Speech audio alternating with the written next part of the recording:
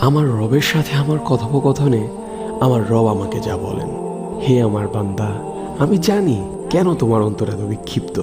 আমি জানি কিসের জন্য তোমার এত হাহাকার। দুঃখ পেও না, আমি তোমার পাশে আছি। আমি তখনও তোমার পাশে ছিলাম যখন এই পৃথিবীতে তোমার অস্তিত্বও ছিল না। আমি তখনও তোমার পাশে ছিলাম যখন মাতৃগর্ভে এক অচেনা পরিবেশে ছিলে তুমি। আমি তখনও তোমার পাশে ছিলাম যখন তুমি আমায় চিনতেও না। আমি তখনও তোমার পাশেই ছিলাম যখন তুমি আমার অবাধ্য ছিলে। আমি এখনো তোমার সাথেই আছি। তুমি ধৈর্য ও সলাতের মাধ্যমে আমার কাছে সাহায্য প্রার্থনা করো। আমি তোমার পাশেই আছি। এই দুনিয়াবাসী তোমার কিছুই করতে পারবে না।